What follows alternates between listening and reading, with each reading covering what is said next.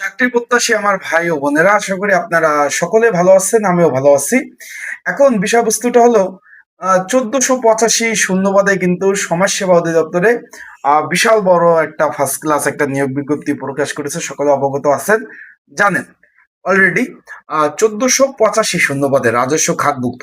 এর মধ্যে সকলে অবগত আছেন, জানেন যে এর মধ্যে সমাজকর্মী ইউনিয়ন মাত্র উচ্চ মাধ্যমিক পাশে আবেদন করতে পারবেন। বিষয়টা বুঝতে পারছেন? উচ্চ মাধ্যমিক পাস হলে আপনারা আবেদন করতে পারবেন।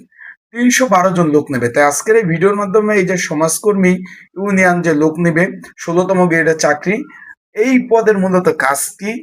কি ধরনের কাজ করতে হবে? তারপরে যারা চাকরি হওয়ার পরে ডিউটি কত ঘন্টা? ফিল্ড পর্যায়ে কাজ করতে হবে না কোথায় কাজ করতে হবে? পরীক্ষা কোথায় হবে? পরীক্ষা এমসিকিউ হবে না লিখিত হবে? বিস্তারিত বিষয় আজকে, অজানা তথ্য সব বিষয় আপনারা কিন্তু জানতে পারবেন। বেতন কত পাবেন, তারপর ছেলে মেয়েদের উভয় আবেদন করতে পারবেন কিনা, নিজ জেলায় পোস্টিং হবে কিনা, বিস্তারিত বিষয় আপনারা জানতে পারবেন। তাই ভিডিওটা শুরু থেকে শেষ পর্যন্ত ইনশাল্লাহ যদি দেখেন, ইনশাল্লাহ আপনারা বিস্তারিত সকল বিষয় আপনারা কিন্তু এই ভিডিওর মাধ্যমে আপনারা জানতে পারবেন। তাহলে অবশ্যই অবশ্যই কিন্তু ভিডিওটা শুরু থেকে শেষ পর্যন্ত দেখতে হবে। তাই চলুন ভিডিওটা শুরু করে দেই। এই যে ইউনিয়ন সমাজকর্মী, এখানে একটু খেয়াল করবেন যে এটা রাজস্ব খাতে স্থায়ী চাকরি। ৩১২ জন লোক নেবে। এখানে উচ্চ মাধ্যমিক হলেই আপনারা কিন্তু পাস, মানে আবেদন করতে পারবেন। উচ্চ মাধ্যমিক হলে আপনারা কিন্তু আসলে আবেদন করতে পারবেন। যারা মাদ্রাসা থেকে পড়াশোনা করছেন, এখানে কিন্তু অবশ্যই অবশ্যই আলিম পাস থাকতে হবে। দাখিলে আবেদন করতে পারবেন না। বিষয়টা আশা করি বুঝতে পারছেন। উন্মুক্ত ভোকেশনাল থেকে যারা পড়াশোনা করছেন, সকলে আবেদন করতে পারবেন এখানে। বিষয়টা আশা করি আপনারা বুঝতে পেরেছেন। এখন আমরা চলে যাব এই পদের মূলত কাজ কি। তার আগে আপনাদের একটু বলতে চাই, যারা আমার ইউটিউব চ্যানেলে নতুন তারা অবশ্যই সাবস্ক্রাইব করে রাখবেন, লাইক বাটনটা ক্লিক করে রাখবেন। আর আপনারা যেকোনো বিষয় জানতে অবশ্যই কমেন্টস করবেন। আর অবশ্যই অবশ্যই কিন্তু কিভাবে আবেদন করবেন, আবেদনের নিয়মাবলী, কি বিষয় পড়বেন, সকল বিষয় আজকের এই ভিডিওর মাধ্যমে বিস্তারিত বিষয় জানিয়ে দেওয়ার চেষ্টা করব। এখন সমাজসেবা অধিদপ্তরের এই যে ইউনিয়ন সমাজকর্মী যেটা নিয়ে আমরা আলোচনা করব, এটা হলো সবথেকে গুরুত্বপূর্ণ একটি পদ। সমাজ সমাজসেবা অধিদপ্তরের আয়ত্তাধীন একটি গুরুত্বপূর্ণ মাঠ পর্যায়ে পদ হলো ইউনিয়ন সমাজকর্মী। আশা করি বিষয়টা বুঝতে পেরেছেন। এখন আমরা ইউনিয়ন সমাজকর্মীর মূলত কাজ কি সেই বিষয় নিয়ে আলোচনা করব। এখন মূলত প্রধান কাজগুলা কি আমরা একটা একটা করে আলোচনা করি। পয়েন্ট নাম্বার ১, বয়স্ক ভাতা কার্যক্রম পরিচালনা করতে হবে। এখন কিভাবে একজন ইউনিয়ন সমাজকর্মী করবে? বয়স্ক ব্যক্তিদের তালিকা তৈরি করা, বিষয়টা বুঝতে পারছেন। যাচাই বাছাই করা, নতুন আবেদন সংগ্রহ করা এবং তথ্য অনলাইনে পাঠানো। পয়েন্ট নাম্বার ১, বয়স্ক ভাতা কার্যক্রম পরিচালনা কিন্তু একজন ইউনিয়ন সমাজকর্মী মূলত তার করতে হবে। এখানে এর মধ্যে কি কি করতে হবে? বয়স্ক যে ব্যক্তি আছে তাদের তালিকা করতে হবে। তার আয়ত্তাধীন যে এরিয়া যেটুকু রয়েছে সেখানে কিন্তু তার অবশ্যই অবশ্যই যাচাই বাছাই করতে হবে এবং নতুন আবেদন যেগুলো দিবে সেগুলো সংগ্রহ করা এবং সেগুলো অনলাইনের মাধ্যমে সাবমিট করা। পয়েন্ট নাম্বার ১, বিধবা ও তার স্বামী পরিত্যক্তে যারা রয়েছে তারা যে ভাতা পেয়ে থাকে, বিধবা ভাতা আমরা যেটা বলি, সহজভাবে বুঝেন, সেটা নিয়ে কাজ করতে হবে। যে যোগ্য নারী যারা রয়েছে তাদের তথ্য সংগ্রহ করা, আবেদন যাচাই করা এবং তালিকা প্রস্তুত করা। বিষয়টা বুঝতে পারছেন? যারা বিধবা ভাতা পাবে তাদের কার্যক্রম এগুলো করা। তারপর প্রতিবন্ধী ভাতা এবং প্রতিবন্ধীদের শনাক্তকরণ, এটাও কিন্তু একজন ইউনিয়ন যে সমাজকর্মী রয়েছে আহ, তার কিন্তু এই কাজগুলো কিন্তু করতে হবে। আশা করি বিষয়টা বুঝতে পারছেন। এখানে আপনার প্রতিবন্ধীদের খুঁজে বের করা, তার যে এরিয়া, তার যে উপজেলা থাকবে, তার যে ডিউটি যতটুকু এরিয়া থাকবে এর মধ্যে তার প্রতিবন্ধীদের যে তার যে এরিয়া গুলো থাকবে সেখানে কিন্তু অবশ্যই অবশ্যই কাজ করতে হবে। যে প্রতিবন্ধী যারা রয়েছে তাদের খুঁজে বের করা, তারপর প্রতিবন্ধী সনদ কার্যক্রম সহায়তা করা এবং প্রতিবন্ধীদের ভাতা প্রদানের যে কিভাবে কি পাবে তাদের এগুলা নিয়ে কিন্তু কাজ করতে হবে। তারপর মাঠ পর্যায়ে জনগণের সাথে কাজ করতে হবে। কি কি কাজ করতে হবে তার আগে আমি একটু বলে দেই। এখানে তো প্রচুর লোক নেবে, ৩১২ জন, তারপর রাজস্ব খাত। এখানে ছেলে মেয়ে উভয় আবেদন করতে পারবেন। ২ জুন থেকে ২৩ জুন পর্যন্ত আবেদন চলবে। সম্পূর্ণ এটা হলো সম্পূর্ণ রাজস্ব খাতভুক্ত সরকারি চাকরি, অনলাইনে আবেদন করতে হবে। তাই ঘরে বসে নির্ঝামেলায় ত্রুটি মুক্ত যারা আবেদন করতে চান তার স্ক্রিনের উপর হোয়াটসঅ্যাপ নাম্বার রয়েছে, ডিসক্রিপশন বক্সে নাম্বার রয়েছে, পিন কমেন্টে নাম্বার রয়েছে। এই নাম্বারে আপনারা কিন্তু মেসেজ করতে পারেন, যোগাযোগ করতে পারেন। কি কি ডকুমেন্ট কাগজপত্র লাগবে আমি বলে দেবো, সেই ডকুমেন্টগুলা আপনার যদি দেন সুন্দরভাবে আমি কিন্তু আপনাদের সুন্দরভাবে আবেদনগুলা করে দিতে পারবো। বিষয়টা ক্লিয়ার। আর এখানে পরীক্ষা হবে এমসিকিউ আকারে, তারপরে সরাসরি মৌখিক পরীক্ষা, চাকরি।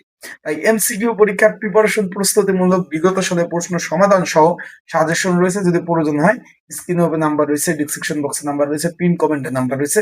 একই নাম্বারে আপনারা যোগাযোগ করতে পারেন। যোগাযোগ করে আপনারা সাজেশন নিয়ে পড়তে পারবেন। যাদের প্রয়োজন আছে একই নাম্বারে আপনারা যোগাযোগ করবেন। এখন মাঠ পর্যায়ে জনগণের সাথে আপনাদের কি কি কাজ করতে হবে, মাঠ পর্যায়ে জনগণের সাথে কি কি কাজ করতে হবে। এখানে আপনার যেমন বাড়ি পরিদর্শন, তথ্য যাচাই, স্থানীয় যে প্রতিনিধি থাকবে তাদের সাথে কাজ করা, দরিদ্র মানুষের অবস্থান এবং তা পর্যবেক্ষণ করা, তাদের তথ্য হালনাগাদ করা। আশা করি বিষয়টা বুঝতে পারছেন। ঋণ এবং পুনর্বাসন কার্যক্রম, সমাজসেবা অধিদপ্তরের ক্ষুদ্র ঋণ এবং পুনর্বাসন প্রকল্প থাকে, তার মধ্যে সদস্য নির্বাচন করা, কিস্তি তদারকি এবং প্রশিক্ষণ এবং কার্যক্রম পরিচালনা করতে হবে। তারপর রিপোর্ট তৈরি কাজও কিন্তু একজন সমাজকর্মী যে ইউনিয়ন রয়েছে তার কিন্তু এই কাজটা কিন্তু অবশ্যই করতে হবে। আশা করি বিষয়টা বুঝতে পেরেছেন। এখন এখানে একটু খেয়াল করবেন, রিপোর্ট তৈরি করা। প্রতি মাসে বিভিন্ন রিপোর্ট তৈরি করতে হবে। কতজন ভাতা পাচ্ছে, নতুন আবেদনের সংখ্যা কত, চলমান প্রকল্পের অবস্থা কি, এই রিপোর্ট তৈরি করে অফিসে জমা দিতে হবে। বিষয়টা বুঝতে পারছেন। প্রতি মাসেই কিন্তু আপনার কাজের অগ্রগতি, আপনি কতটুকু কাজ করলেন, কতজন ভাতা পাচ্ছে, তারপরে নতুন আবেদনের সংখ্যা কত পড়ছে। প্রতিনিয়ত তো আবেদনের আপডেট হয়ে থাকে। সেই আবেদনের পরিমাপ সংখ্যা কত, চলমান প্রকল্পের কি কি অবস্থা রয়েছে, এই ধরনের রিপোর্ট তৈরি করতে হবে। অফিসে কি কি কাজ করতে হবে, অফিসে সাধারণত আবেদন ফর্ম সংগ্রহ করা, কম্পিউটার ডাটা এন্ট্রি তৈরি করা, ফাইল সংগ্রহ করা, সাধারণ মানুষের অভিযোগ শোনা, সরকারি নির্দেশ বাস্তবায়ন করা। সরকারি যে যে নির্দেশনা আছে আপনার, সেই নির্দেশ কিন্তু সুন্দরভাবে আপনার কিন্তু বাস্তবায়ন করতে হবে। এবং প্রতিনিয়ত কিন্তু সমাজসেবা অধিদপ্তরের মানুষের বিভিন্ন অভিযোগ থাকে, বিভিন্ন সেবা কার্যক্রমের জন্য যায়, তাদের সহযোগিতা করা, তাদের বিভিন্ন ধরনের বিভিন্ন প্রবলেম থাকলে কোনো এগুলো সলভ করা, মূলত সরকারি নির্দেশনা। এন্ড মাঠ পর্যায়ে কি কি কাজ করতে হবে আপনাদের। মাঠ পর্যায়ে অনেকে ভাবেন সরকারি চাকরি মানে শুধু অফিসে কাজ করা, কিন্তু ইউনিয়ন সমাজকর্মী এবং মাঠ পর্যায়ে প্রচুর কাজ করতে হয়। ইউনিয়নের বিভিন্ন গ্রাম পরিদর্শন করতে হবে।